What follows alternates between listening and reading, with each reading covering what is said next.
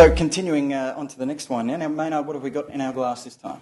This is an 88% Syrah, 12% Malvasia Bianca blend. This is the Premier Paso, 100% Arizona.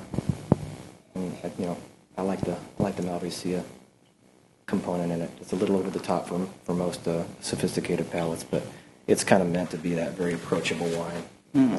It gives the aromatics that kind of lifted note as well. It's what we've poured for a lot of friends and fans that are not necessarily into wine, and this tends to be their gateway drug. Until they move on to the more serious stuff at the end. Well, it gives them a little frame of reference for what we're doing. Like this, there's very little wood on this. It's just pretty much, it's the fruit speaking for itself. Some of the role of the Malvasia in this, the kind of creaminess of it, ends up being there instead of the wood. So some of that nice sweetness you get with a nice new American oak is being replaced in a way by this Malvasia. Now, you talk about the gateway. I think I read online that said that it was Tori Amos that introduced that first bottle that got you hooked.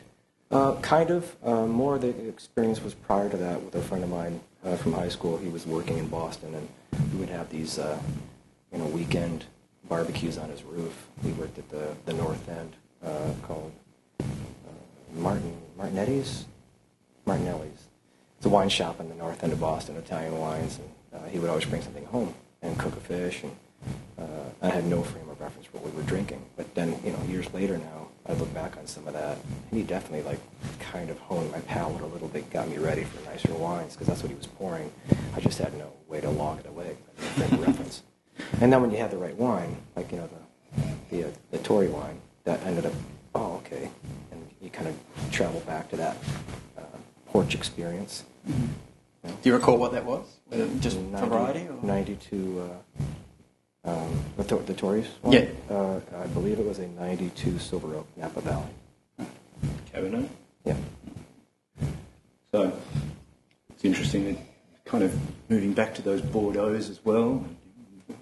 I guess Napa's kind of known for the fruit bombs that, a lot of, big wine reviewers help to kind of push to the fore. Do you think the American palate's changing to kind of move away from those wines?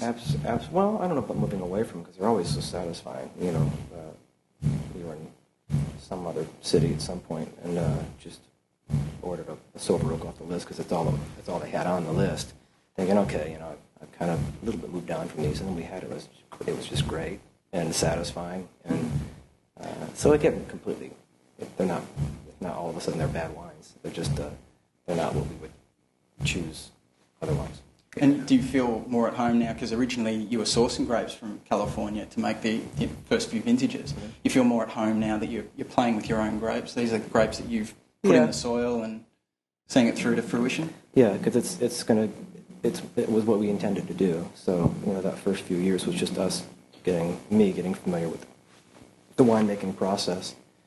Now we're kind of flying forward, and hopefully, we're planting about 28 acres this year of various varietals, and hopefully all the education we've subjected ourselves to these last few years that's gonna be a wise choice, whatever we've planted now. So do the music fans have to worry about your band's only touring during those periods where you don't have to tend the vineyard?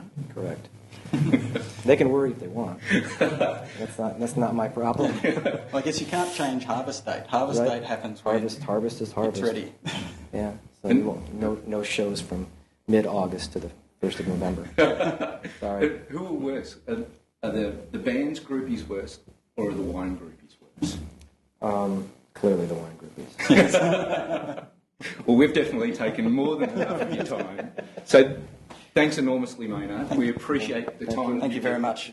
And we do have to thank Peter Gago over at Foster's Penfolds for organising this in with us, and Todd also, the tour manager. And just finally, now we're pretty sure we can't get your wines yet here in Australia. Is there plans to the export market? No, we're just have to come over and visit? Yeah, come visit. So if you want one of Maynard's wines, head to Arizona. Yeah. Arizona Bay. All right, thanks for joining us. Thank you.